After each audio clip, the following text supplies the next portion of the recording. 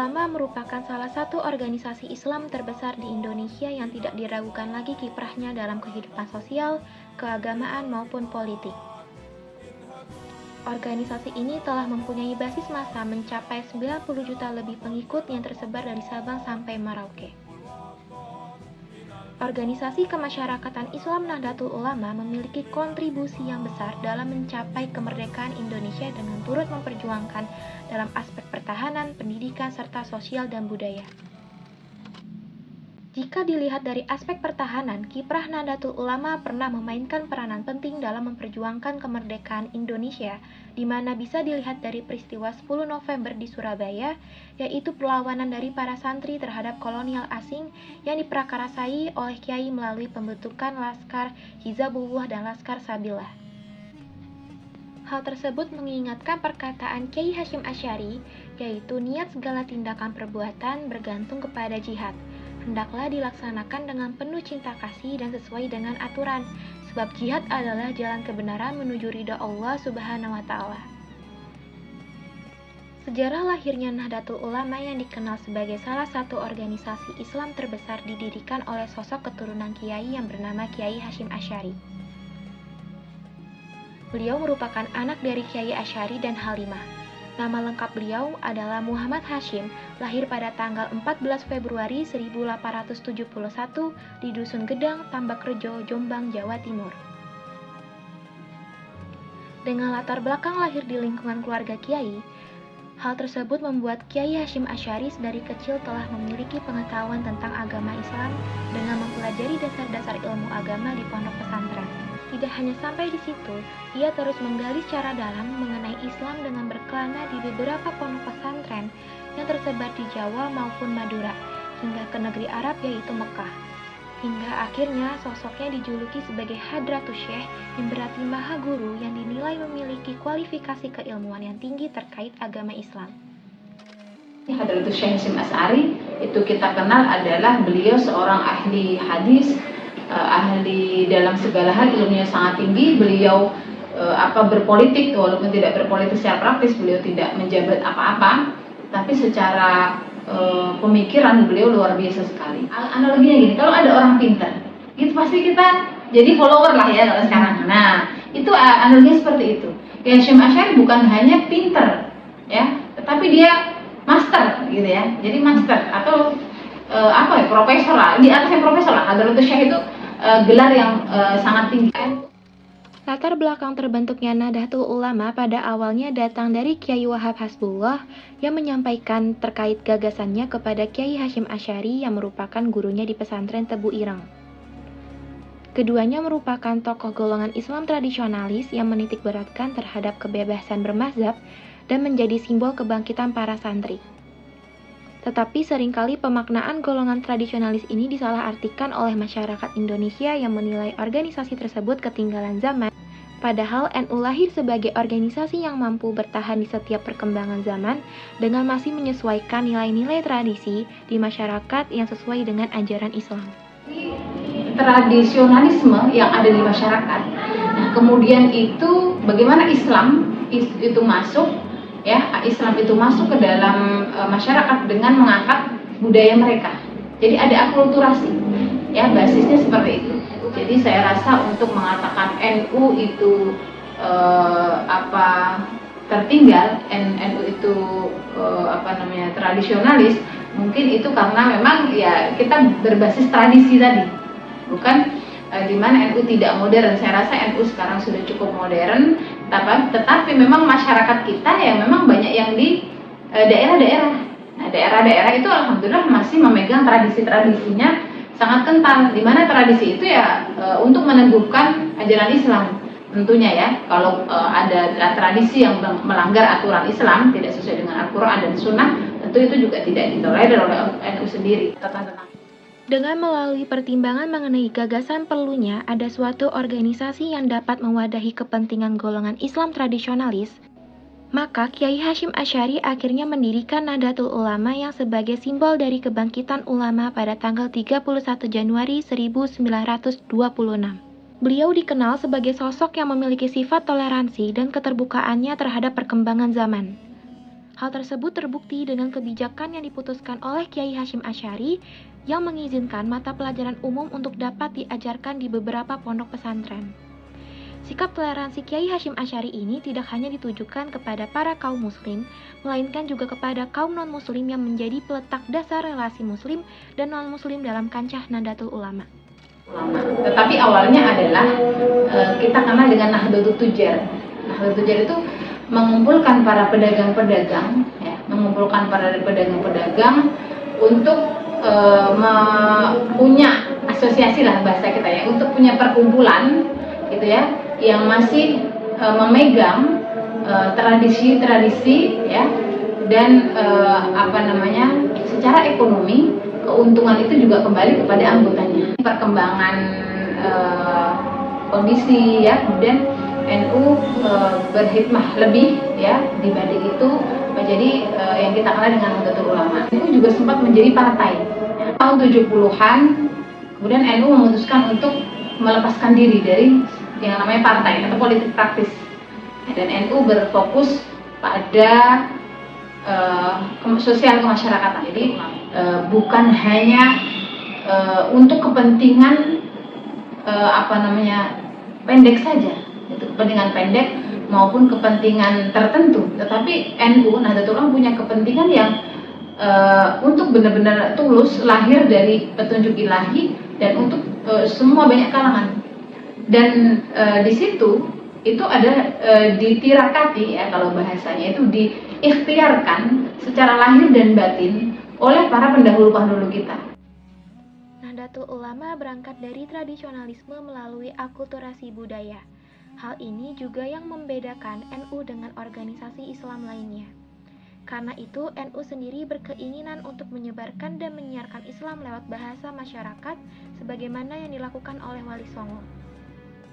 Sedangkan NU juga berpegang kepada sunnah Rasul dan para sahabatnya sehingga dapat digolongkan ke dalam Ahlus Sunnah wal Jamaah. Kita lihat dari khitohnya, ya, maupun visi misi ataupun sikap kemasyarakatan, NU itu berawal dari tradisionalisme yang pada waktu itu gerakan Masyumi, gerakan Persis, gitu ya, itu adalah juga sama dengan gerakan-gerakan organisasi masyarakat. Tapi NU kenapa berbeda? NU berangkat dari tradisionalisme yang ada di masyarakat. Nah, kemudian itu bagaimana Islam itu masuk ke dalam masyarakat dengan mengangkat budaya mereka. Jadi ada akulturasi, basisnya seperti itu. Nah, beberapa organisasi masyarakat yang terlebih dahulu muncul itu berbeda karena memang mereka kemudian berbasis Al-Quran. Nah, itu tidak salah, tetapi NU masuk dari naturalisme yang ada di masyarakat. Jadi bagaimana menyampaikan itu dengan bahasa masyarakat itu sendiri. Nah, itu adalah warisan-warisan Wali Songo. Tentu kita tahu semua bahwa Wali Songo seperti Sunan Kalijogo misalkan, ya, itu adalah berdakwahnya adalah dengan wayang. Karena apa? Pada waktu itu masyarakat suka sekali dengan wayang. Nah, tinggal bagaimana diakulturasi wayang-wayang ini, kemudian tokoh-tokoh wayang itu kemudian diganti dengan tokoh-tokoh yang ada dalam Islam. Nah, kemudian disitulah mudah. Dan itu saya kira yang kenapa NU itu sampai sekarang tetap eksis dan menjadi organisasi masyarakat terbesar di Indonesia. Di dalam sikap kemasyarakatan Nahdlatul Ulama itu ada 4 hal. Yang pertama adalah wasatiyah atau al-i'tidal. Apa itu? Kalau kita kenal sekarang dengan bahasa moderat. Jadi dia terbuka. Jadi dia tidak terlalu konservatif, ya, juga tidak terlalu modernis sekali, ya.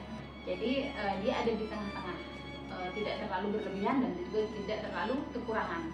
Tetapi bagaimana kalau bisa kita gambarkan dalam praktek ibadah misalkan, ibadah itu ya tidak berlebihan dan juga tidak kekurangan. Yang kedua adalah tasamuh, ya.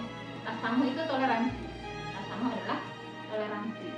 Bagaimana tasamuh itu kita bertoleransi dengan baik sesama kita sendiri, ya, kemudian dengan golongan lain, maka sebenarnya kalau saya lihat tidak ada masalah NU dengan ormas-ormas lain ya, itu kecuali pada hal-hal yang bersifat ru'yah. Jadi kan kadang nih ada NU begini, Muhammadiyah begini, itu kenapa?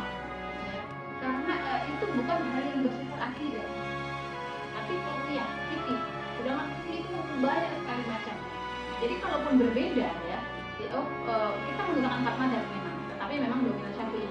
Nah, kemudian kalau ada ormas lain yang menggunakan patron berbeda dengan kita, yaitu yang selama ini terjadi di Indonesia, itu secara politik ataupun secara apalah kalau dibahasakan masyarakat, itu sebenarnya hanya perbedaan di furu'iyah, di dalam fikih. Dan itu jauh sebelum ada NU, sebelum ada yang lain, ormas-ormas Indonesia itu sudah ada perbedaan itu di masyarakat Rasulullah dan sesudahnya, para ulama-ulama terdahulu. Nah itu jadi kalaupun ada permasalahan itu menjadi hal yang harus ditoleransi. Nah NU sangat sikap kemasyarakatan sangat bertoleransi baik sesama Islam maupun dengan agama lain. Kemudian yang ketiga adalah tawazun ya. Tawazun itu juga adalah bagaimana seimbang dalam beragama, dalam bersosialisasi bermasyarakat. Kemudian juga di situ tahun 1983 NU lah yang pertama menggunakan asas Pancasila dan Undang-Undang Dasar 45. Jadi yang lain belum mengakui itu. NU dari 83 sampai sekarang sudah menetapkan bahwa kita mengakui keberadaan atau secara fikih ini adalah negara kesatuan Republik Indonesia. Terakhir adalah amar ma'ruf nahi munkar, yaitu bagaimana mensyiarkan yang ma'ruf dan nahi munkar. Lembaga pendidikan Nahdlatul Ulama telah memainkan peranan penting dalam mempengaruhi NU sebagai organisasi yang menganut pemikiran Islam tradisionalisme di Indonesia. Melalui lembaga-lembaga pendidikan yang berada di bawah naungan NU, seperti sekolah, universitas, dan pesantren, nilai-nilai Islam tradisionalisme ini dapat diperkuat dan diwariskan kepada generasi muda Indonesia. Dengan menekankan pada pengajaran Al-Quran dan Hadis serta mempertahankan tradisi-tradisi Islam yang telah menjadi bagian dari sejarah NU, lembaga pendidikan NU membantu memperkuat pemahaman dan praktik Islam yang konservatif serta dapat mendorong pengembangan karakter Islami pada para siswa. Tidak hanya itu, lembaga-lembaga pendidikan NU juga menjadi tempat bagi para ulama dan cendekiawan Islam tradisional untuk terus berbagi pengetahuan dan pengalaman mereka, serta menghasilkan pemikiran-pemikiran yang sesuai dengan prinsip-prinsip tradisional NU. Dengan begitu, lembaga pendidikan NU berperan penting dalam mempertahankan dan memperkuat pemikiran Islam tradisionalisme dalam konteks organisasi tersebut. Peran kiai sebagai pemimpin spiritual memiliki pengaruh yang signifikan dalam mempengaruhi Nahdlatul Ulama sebagai organisasi yang menganut pemikiran Islam tradisionalisme di Indonesia. Dengan kepiawaian mereka dalam tafsir Al-Quran dan Hadis serta pemahaman yang mendalam terhadap nilai-nilai Islam yang konservatif, kiai mampu memperkuat dan mempertahankan identitas Islam tradisional NU. Melalui ceramah, pengajaran agama, dan nasihat spiritual, kiai dapat membimbing dan membentuk keyakinan serta praktik keagamaan kaum NU.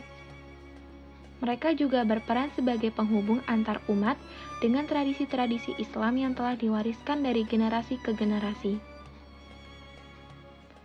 Dengan karisma dan kepercayaan yang mereka bangun, kiai mampu mempengaruhi pandangan dan tindakan anggota Nahdlatul Ulama untuk tetap teguh dalam pemikiran Islam yang bersifat tradisionalisme.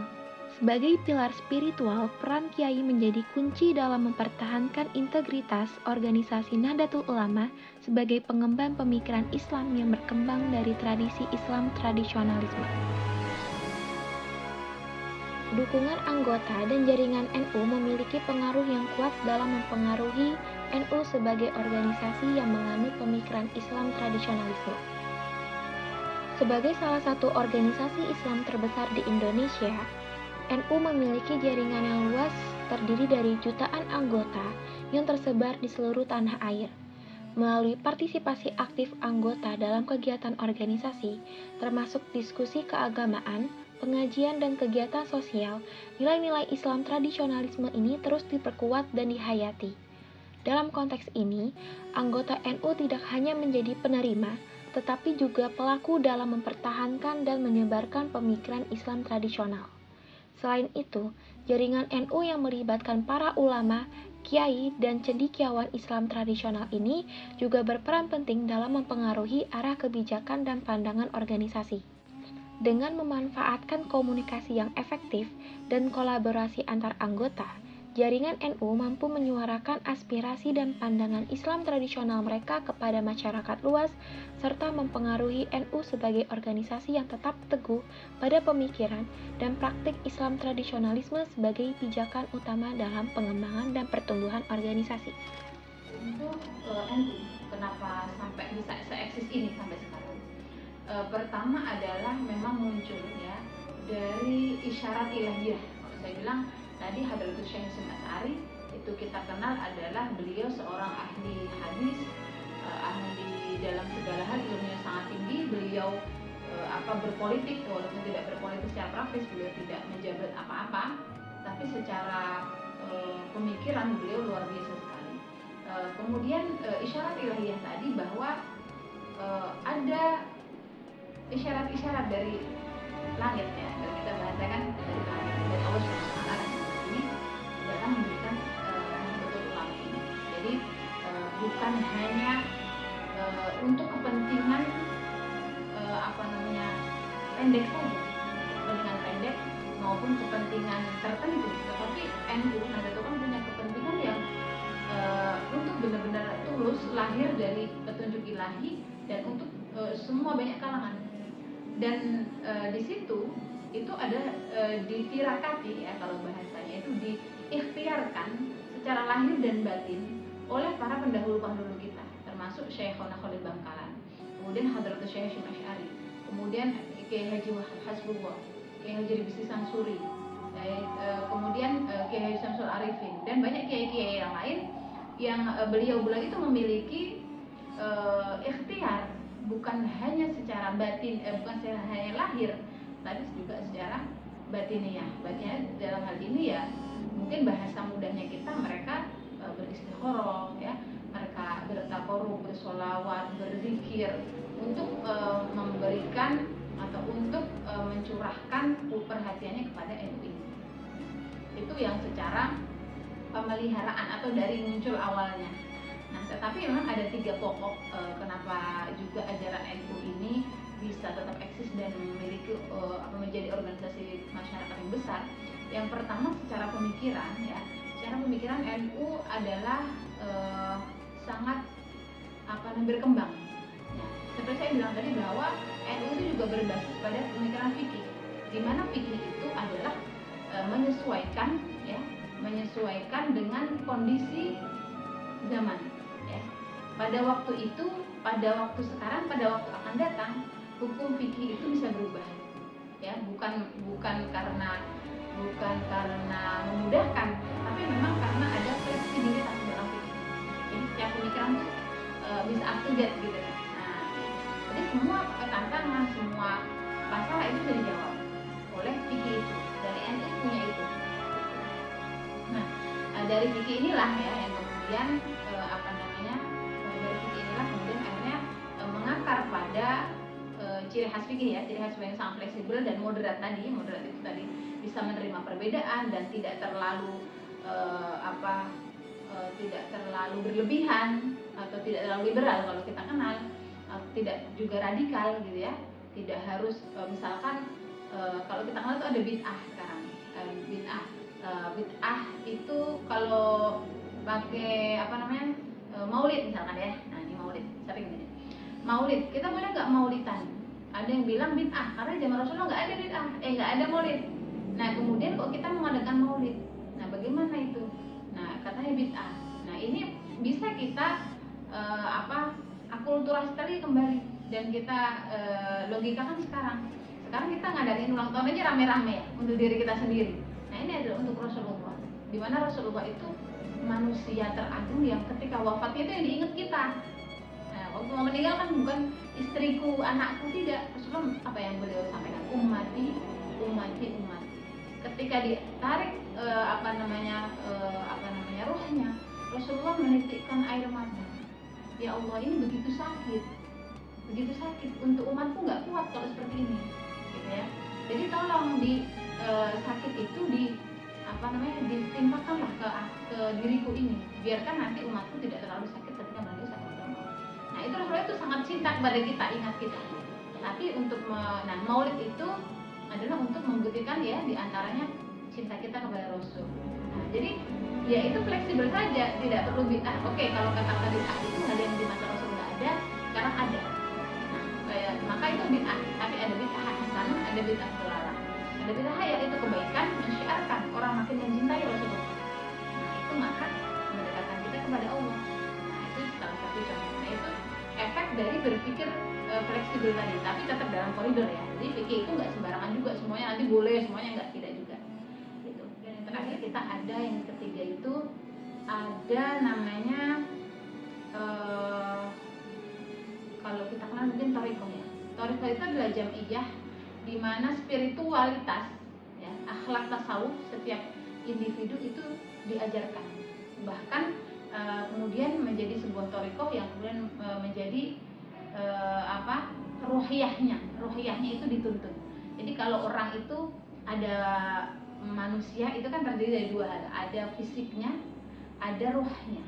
Nah maka tadi itu kalau tadi fikih teologi itu secara teologi itu bisa masuk ke akal, fikih masuk ke akal, masuk ke dalam fisik, maka akhlak tasawuf atau dalam hal ini thariqah tadi itu adalah masuk ke ruh.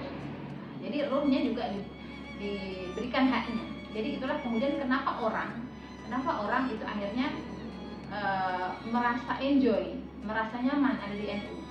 Nah itu karena kebutuhan dirinya baik fisik, akal maupun rohnya itu terpenuhi, dan itu di bawah bimbingan para ulama, para guru. Nah yang muktabaroh, yang bukan guru abal-abal, nah, yang punya sanad. Oh ini muridnya ini, belajar pakai waktu yang lama. Nah, sekarang ini banyak yang tiba-tiba ngaku jadi guru tapi belajarnya baru 1 tahun 2 tahun atau baru belajarnya dari Google. Nah ini hati-hati. Itu. Di tengah lautan perubahan sosial yang terus menghantam, Nahdlatul Ulama telah bangkit sebagai pelita yang terus memancarkan cahaya kebaikannya. Dalam menghadapi tantangan yang beragam, NU telah merumuskan strategi yang tangguh dan bijaksana untuk terus mempertahankan eksistensinya dalam perkembangan sosial.